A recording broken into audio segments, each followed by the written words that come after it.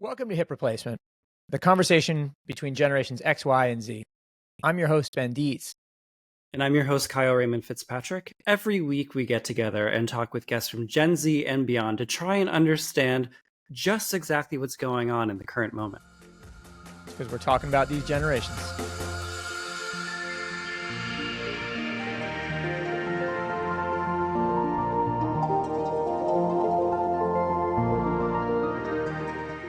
Welcome to Hip Replacement. This is episode 4, and this is the first of a bold new experiment where we're live on Substack. I'm here, of course, with my co-host Kyle Fitzpatrick, and we're joined by Rachel Janfaza, who is the founder of the Up and Up, which is a newsletter, as well as a practitioner in the dark arts, Rachel, but the arts of Gen Z research and Sure. insight. Anyway, great to have you here. Thanks. Thank you guys for having me. Yeah, of course. This is a bold new experiment.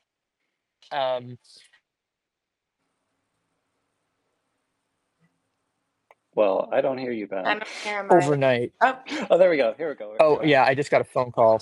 I just got a that's phone fine. call. So Also, so background. Ben, give a little bit of background of where you are and yeah, situation, just so people know, so because you're not in your so office. we are podcasting live from JFK Terminal 4, right between gates 32 and 34. I got stuck in Atlanta because of severe weather in New York last night, and so we just flew in the nick of time to get on here live for all of you. So anyway, welcome everybody. very impressive. Yes, you made it So work. Rachel, tell us a little bit about what you do both with your sort of listening sessions and with the Up and Up, because it'll help ground then how we go about this conversation about the Gen X creative crisis, as I was talking about, kind of millennial angst as we always get into, and then also how Gen Z is kind of resisting some of the work hierarchies that are that I grew up with, for instance.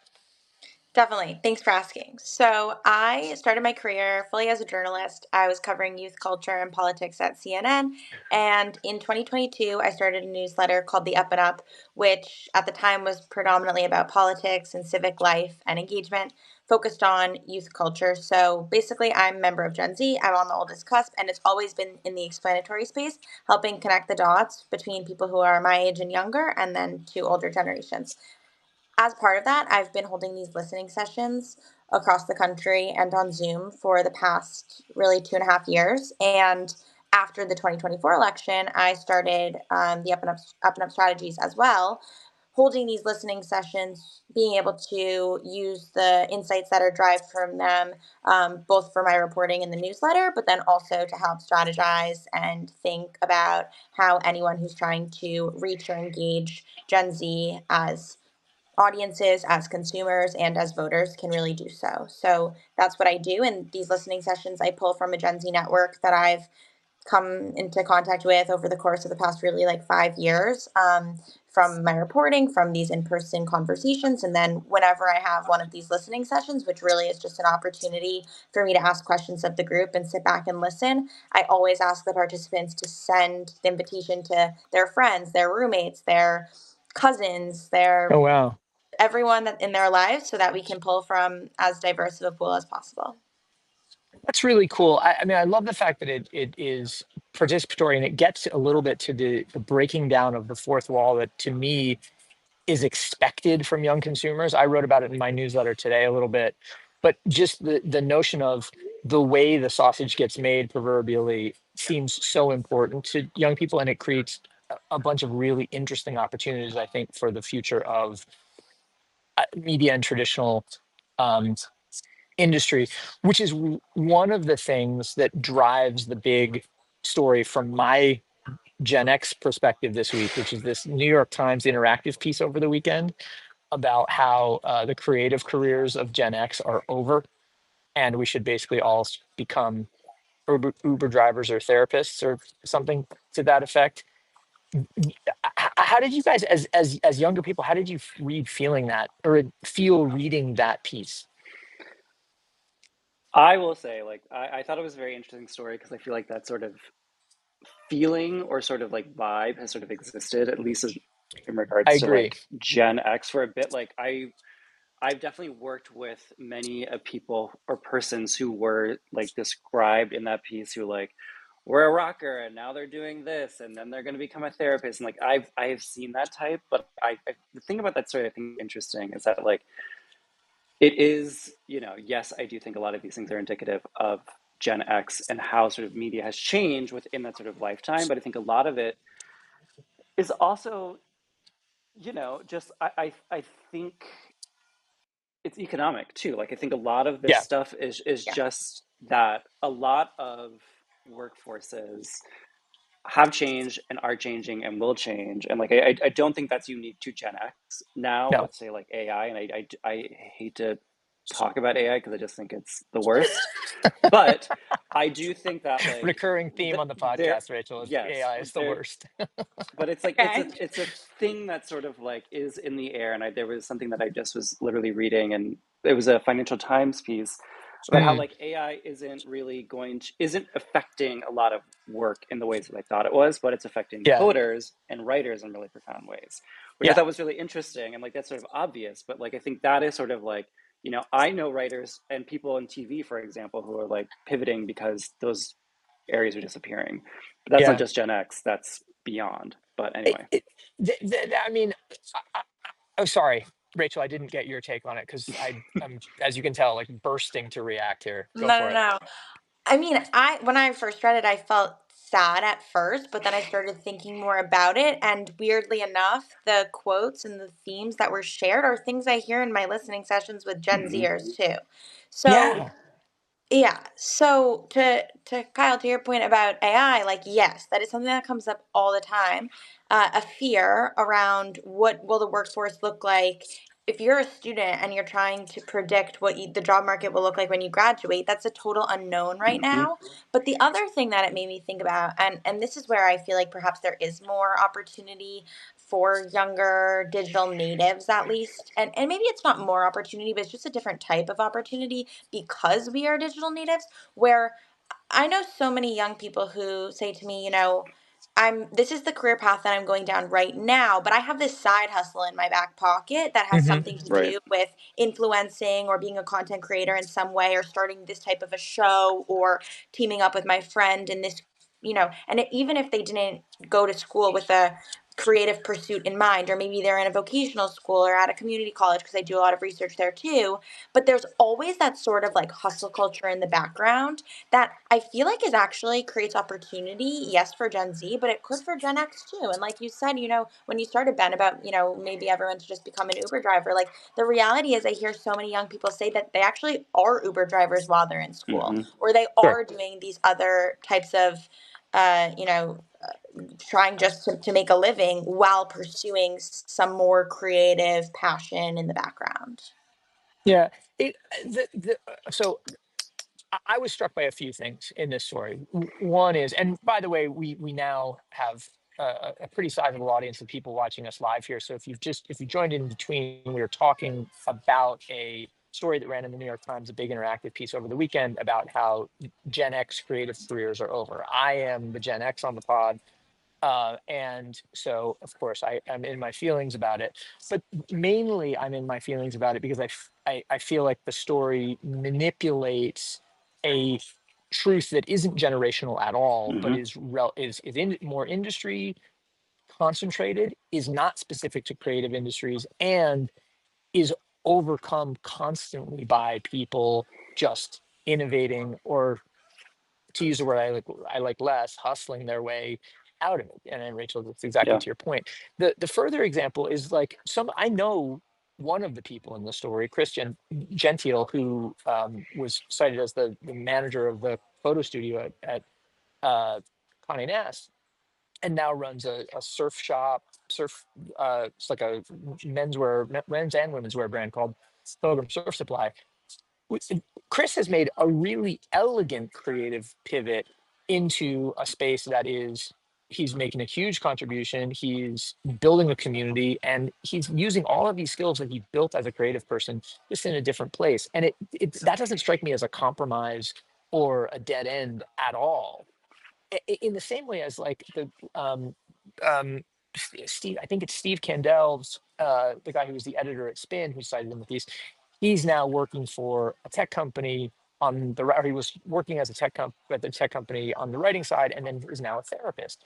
It's like these kind of career moves translate the storytelling you learn how to do in creative fields into other fields where you can be possibly even better, better paid, better compensated, and equally fulfilled. You're just not, you don't have cool hair anymore. And as you get older, cool hair really shouldn't be your concern anyway.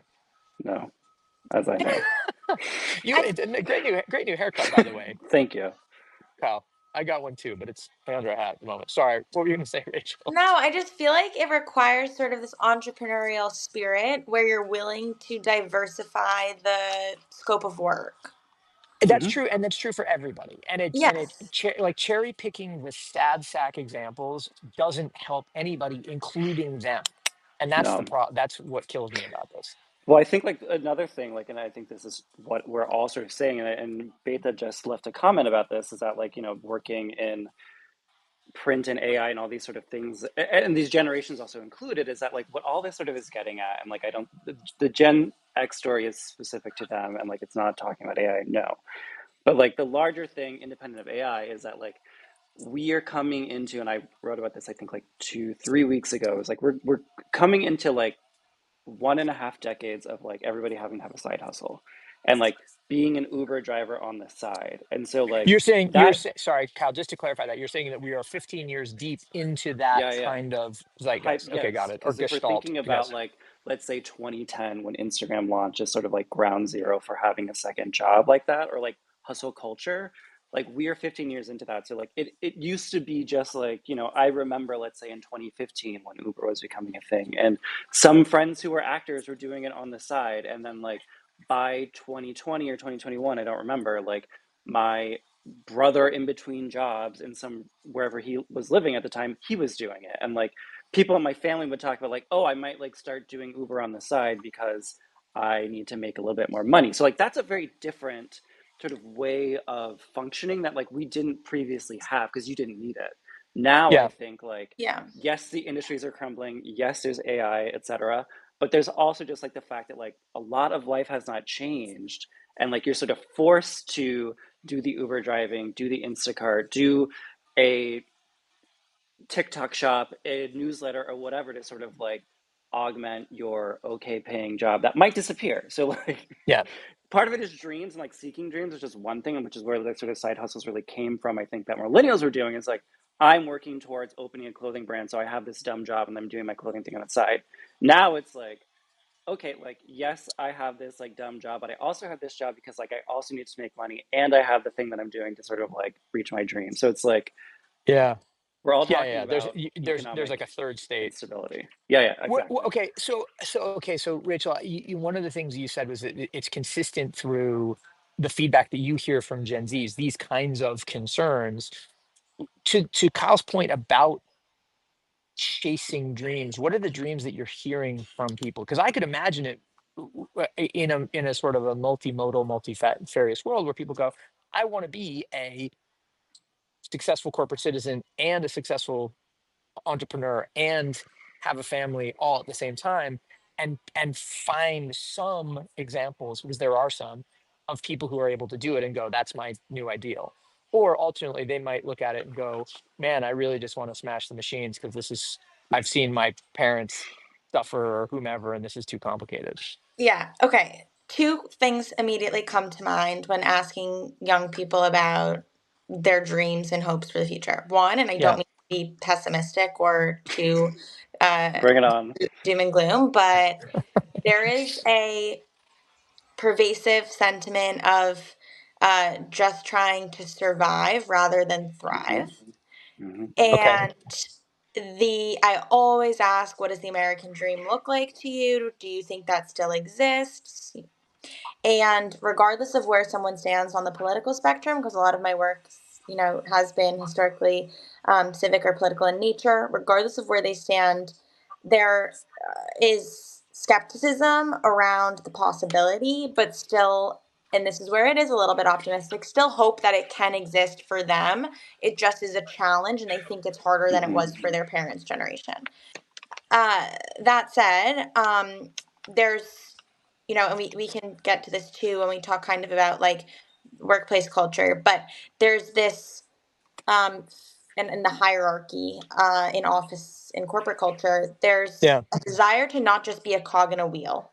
I sure. think because of the way that social media has encouraged everyone to have their own brand, Gen Zers take that with them into the workplace and feel like they are Hmm. their own individual person who does not want to nor need to confine themselves to the stereotypes and tropes of generations Sure, past. sure. And then the other thing that's kind of just like a little bit more, thinking about what young people say they want to be when they grow up, like I think for the most part, people want to have purpose. Like I hear very little of like, I just want to be able to like no one wants to be a cog in a wheel, I guess is the moral of the story. That's right. That's They right. Yeah. want to do something that is specific to them, that stands out, that, and that can vary depending on if someone wants to be a chef, if someone wants to be work in tech, if someone is, some people do say they want to become a content creator. All of these paths that they envision for themselves have a piece of individuality and sort of their own flair. So I think it's part of this like individualistic culture that we've come to appreciate or at least strive towards.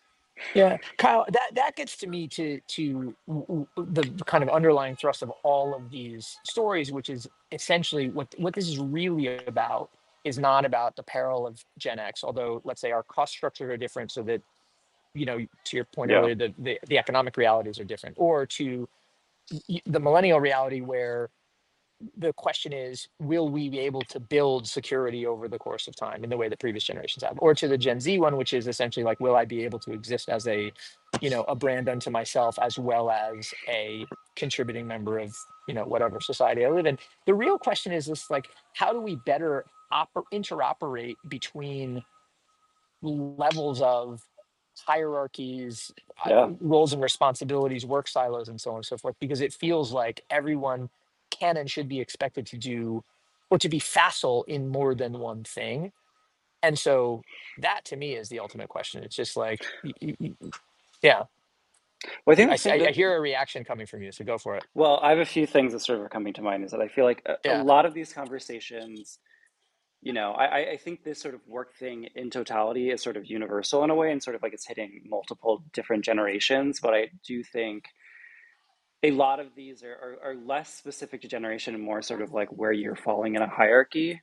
Whether or not you want to be in that is totally different. And I think like, to the point of maybe Gen Z and hierarchies, like I think a lot of that um, is also, figuring yourself out and being in your 20s and like coming out of school and like things like that, which is like, I remember being in my 20s and just like it's a time of feeling lost, and I don't think that that's ever going, yeah, I don't think that was ever not that, if that makes sense. I think it's sort of a more modern thing. I don't think we would talk to like an ancient person in their 20s and they'd be like, oh, I'm lost. They probably were like, I have 6 kids. And yeah, they're probably like, I'm going to die in 2 years. Like, okay, yeah, valid. yeah, Um, yeah, but so that sort of comes to mind too. And I think that's always something I sort of think about is like how much of this is sort of specific to this generation, if that generation even exists, how much of this is specific to this time and context, how much this is just like, an age and doing a thing. One last thing I will say really quickly that I think is fascinating, and I would love to hear your thoughts on this, Rachel, is that like, you know, there is that sort of like seeking individualization and finding your flair, I think is what you said people are sort of seeking to do. And like it brings me back to that sort of meme or joke that we see all the time of like, we need more people who work in lighting for the movies because like the Yeah. movies are lit so poorly. We need more people who do taxes because like y'all are fucking around with your money, and like things like those sort of jokes that sort of get at the sort of non-glamorous things we need in the world to sort of get things going. And like I'm not saying that trade like we can't professions trade essentially. Yeah, yeah, professions, yeah, not to say that yeah. we Yeah, can't aspire or can't want to be XYZ glamorous thing, but like I'm so curious, like, you know, those stories about opportunities in the trades pop up every few years of like, oh, people are becoming plumbers because no one's becoming a plumber. And it's like, great, like, Mhm. cool. But like that, those things I think are always really interesting because part of me just sort of wonders, like, are we sort of like in, again, 15 years into this sort of like means of operating in culture, like where we're sort of really overvaluing these sort of like public facing things. You know what I mean? Because like, I think that has sort of like Yes. it's becoming a bottleneck effect, as we know. Like I worked in Hollywood for a long time. I did Hollywood things for a long time. There are only so many roles that can be filled. So like unfortunately now like everything has sort of become that model, and like it's try applying for a job now. It's like there's only one spot and you get 5,000 applications. So it's like anyway. So I'm curious about Yeah, that. yeah. So I've done a lot of listening sessions with just community college students, which has been part of the most interesting Hmm. bucket of listening sessions that I've done. And there's just a really different mindset, and it's growing. And I think, especially as the cost of higher education just skyrockets and is so unaffordable for so many people, the trade schools, vocational schools, certificate programs are increasing in popularity because also the what they realize, people realize that you're not really necessarily getting your return on investment from Hmm. this, fancy 4-year degree if the jobs aren't there. And so it's like, why would I not just learn to do this one specific job, or not even, if I know, if I'm in a high school where there's a certificate program and I can become a welder, and it's a great paying job, and I'll be able to make a living and one day buy a home for my family, if that, if that's what someone wants to Hmm. do. That's a path that I'm hearing a lot more allure around. And last week I did this listening session that I've started. I wrote half about it last week, and I'm going to write about it again this week, so stay tuned. But one of the young men during the listening session was like, literally, he's a welder. He was literally at work, like, I don't want to, but like he That's like amazing. I was That's seeing I him. mean, Yeah, like I was I'm seeing at the him. airport. He's at the welding shop. Like, Yeah. yeah, Right. yeah. Like I could see him doing his job in real time, and it was, not one of those, he wasn't in a corporate office building. Like he was Yeah. literally, and there is so much merit to that, especially when young people feel like these other paths are just not accessible. Hmm. Yeah. Well, it's funny. I was listening to a podcast over the weekend, called this, or maybe on Monday, called Group Chat, which is these three guys out in LA who are essentially like entrepreneurs, and it's a very bro take on things, but we have a bunch of mutuals, and I find their angle on things interesting. One of the things one of the guys said was he runs he makes games. One is called We're Not Really Strangers, I think, it has been blowing up on TikTok Shop because there was a clip of Selena Gomez, excuse me, and Benny Blanco playing it, that the brand recapitulated into a TikTok live video. What he said was like what kids are doing is basically Wow. looking at what's working from the brand, and then they make their own versions of that video. Hmm. So they're not so they're redoing it. What the reason that I found that really fascinating was that it was like, okay, well, the implication is that welder, when he's not welding, can scan a quick opportunity of things for sale, make a video, test himself out or herself out as a screen presence, and decide, okay, this is I can have this little side hustle that earns me a couple $100, or actually like the camera loves me, and I actually have a direction I can really pursue there, so I can leave welding at some point to do it. What that implies to me is this really interesting new kind of social mobility, which I realize as a glass half full guy, I might be looking through rose tinted glasses at, but strikes me as like real, new, different, and changing minute to minute. And Hmm. and that's part of the reason that Gen Z article made me so crazy. It was just like, okay, this is an epitaph for your abilities. So like pack up and get ready to die, as opposed to, Yeah, Gen you know, X. 'Cause why Gen don't Z, you think yeah. about the right ways to do it? Right. Yeah. Yeah. For But I exercise. also, okay, really quickly, just like doing like a culture study on that, like Yeah. we know the reason why that story exists. That story exists because it's a part of a larger culture of representing Gen X in a It's going to specific get way. And Bendies to it's sort talk of like, about it. yeah, it's like it's a specific sort of like performance of a generation that I think is Yeah, really interesting because like it's part of it is media built, but then the other part of it is sort of like self-fulfilling like it's a self-awareness of it, if that makes sense, yeah. Yeah. which I find, yeah, anyway, that's very Gen X specific. That is one thing I will give you all. That is true. That is true. Well, I just the thing that kills me and again kills me about it is that, and Chris Gentile says it in the article, is like we were trained to sort of expect nothing. So Yeah. when we are presented with nothing, we figure out how to do something with it. And I just think that that's a skill that everybody has to be adept with. And maybe, Kyle, millennials have gotten a little bit of the short end of the stick, weirdly, because of the years of prosperity and sort of, ZERP era venture backed funding that you guys grew up in from the financial crisis until now.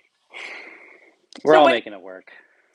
but when you All when you right, guys good. think about when you guys think about where Gen Z falls in that, do you look Yep. at our generation and are like, oh, you guys have it easy? No, not in the least bit. Like, for instance, Rachel. So I have two kids. Both are Z's. My son is a freshman in college and is studying. He went into to school to study cinema and television. Um, you read the doomsayers, and that industry isn't going to exist with human participation by the time he gets out of school in 2028. Mm-hmm. But on the flip side of it, ignore the doomsaying extreme, and even take an example like the one in the Times article, where it says the advertising profession is going to lose 7.5% by 2030. Now, 1 in 14 jobs is not an insignificant number, but it's 1 in 14, not 13 in 14. Mm-hmm. And so, to my Right. mind, I look at the kids and go, you are going to have some interesting structural challenges, but you're going to have a ton of opportunity, and your job is to just figure out, like, where does that opportunity live, and how do I access it, and how do I get guidance to Yeah. find it. And that, to me, also is the whole, that's my responsibility from now on, not just as a parent, but like, Mhm. is to help people understand where they can take things. Yeah. And So, things will change and emerge, obviously. yeah, Like these yeah, yeah, industries, as we've seen year after year, is that like things fall apart, but things also completely change and reemerge, and new jobs sort of sprout out of whatever. It's, it just takes a different form. that's Um, right. I think to that question, Rachel, I think it's a really good one. It's a really interesting one, and having managed a fair share of people who are in their early 20s, et cetera, is that like I think to me the thing I have a lot of hope, but I think Gen Z is under a very unique circumstance, yes, in the world, but I think less so in the world, because I think everybody's going through that. I think they have a really unique sort of situation where there's such an intense cultural magnifying glass on top of them. And Mm-hmm. Yeah, that sort of is increasing the sort of volume of like pressure, because again, like going back to like these are people in their teens and 20s, figuring out who they are in real time. And like, again, to the point of like having managed people, is that like I've managed people for a few years, and like over, let's say, the course of 4 years, like they have changed so much. The desires, the sort of goals have changed so much. Yeah. They've Yeah. even left jobs and left careers and like switched. And it's less because of, say, like, workforces, but because it's more of their like figuring themselves out. So like I think that is sort of like what is unfortunately in conflict with the sort of magnifying glass, because like the magnifying glass of media, of like politics, of whatever, is like it's not necessarily making people feel more important than they need to be. I don't think that's the case, but I think it's sort of adding a sort of like unnecessary urgency. It's like I think a good Yeah. example is like this sort of like the stories about young people, not just Gen Z, I'm talking Gen Alpha, whatever, using so much uh, cosmeceuticals or whatever to sort of like skincare things that they don't need. Cosmeceuticals, sorry. Yeah, that's I think a more of a drag race term, excuse me. Okay. But just like like New to things like me. The, Like skincare, all old of cosmetics, guy. that, like like, oh obsessed. yeah, Yeah. Now I understand. yes, Old guy over here is like, wait, what? yeah, No? cosmeceuticals. But that What a that term. I think is a good example of like, you guys are working, you guys are in real time, even though like a lot of pressure seems like, you know, we're in fast forward, but like your face is going to age just as much, just in the same time as all of us. And I think that sort of like that You'll do media a better job magnifying glass. staying out of the sun than I did this weekend, basically, because Yes. you're not as thick-headed about it. I mean, that's the number one No, thing you should do. but I think, okay, what you're saying, Kyle, too, beyond the like, self-obsession of it all that we've like been sort of forced into because of social media. Um they're also, because of this microscope on Gen Z, and certainly millennials had this too, and I'm sure other generations did as well.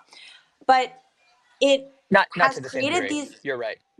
Yeah, but yeah, it's created these narratives that are yeah. sort of stamped on a generation that don't necessarily always hold true. So I've been talking about, and I wrote about this theory of how Gen Z was bifurcated by the pandemic, Hmm. where there's Gen Z 1.0 and Gen Z 2.0, and our generation, as you mentioned, Kyle, what you've seen from people that you've managed is changing in real time, and people's Absolutely. perspectives are changing in real time.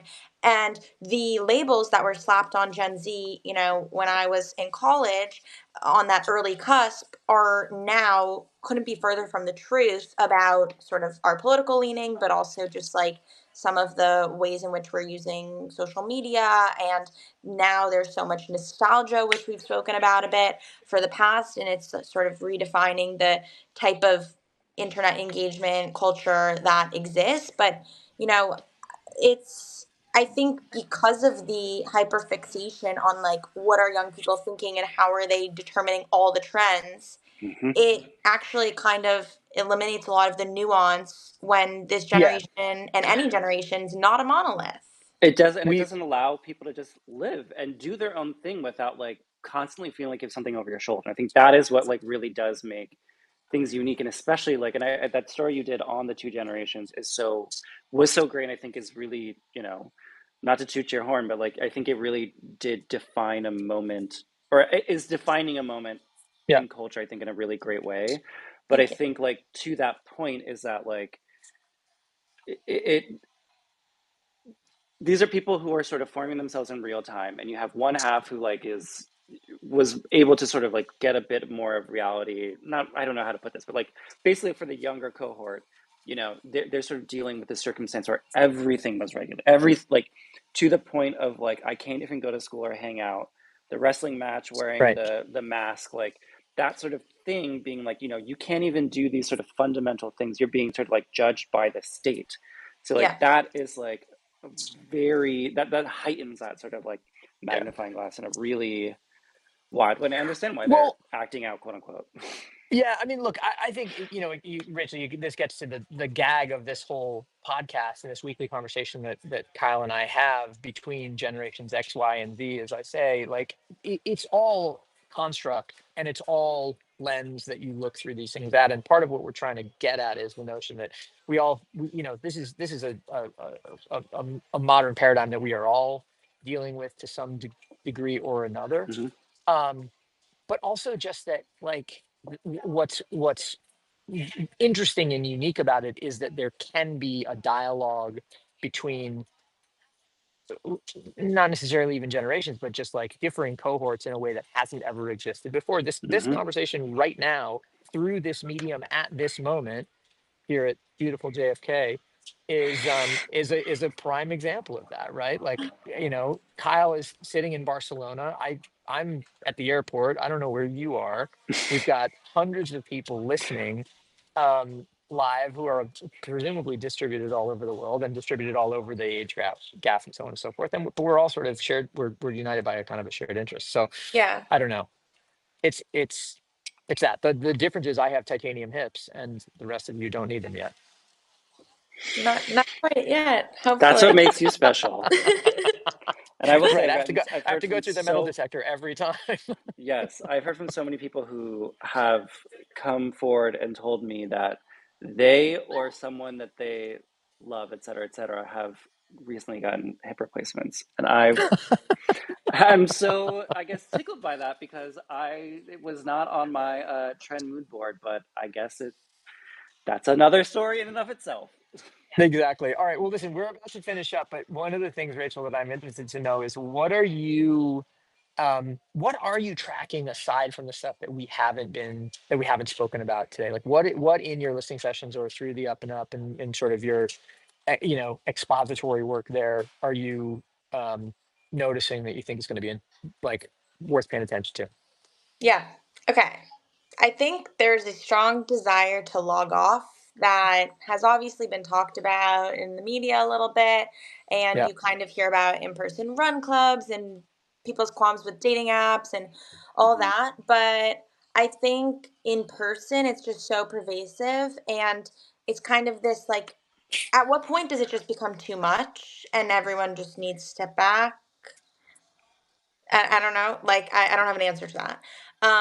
But people know the problems that it, like, when I hold these listening sessions, it's so clear that people sort of feel in this like tension where they're like, I know this thing is really bad for me, and yet I keep doing it. Hmm. But like at a certain point, I want to stop, and it's kind of like this drug, and they don't know how to get off of it. But I think that is something that I'm paying attention to because I feel that if enough people are feeling that way, and don't want to be controlled by these algorithms in the way that we are Yeah. anymore, it has to break at some point. And I Hmm. think Yeah. it's kind of the cracks are forming. So that's one thing. And then the other thing, which is related 100%, and we touched on it a tiny bit, is just nostalgia. And I spoke about this a bit last week, but like at what point does nostalgia like what will are we creating new things or are we just reinventing the Hmm. wheel? And how is that playing out?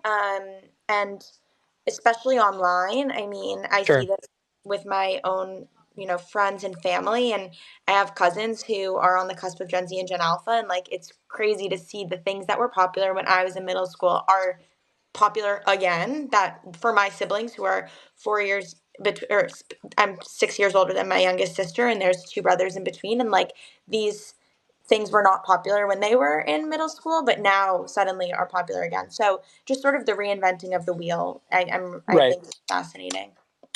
Yeah.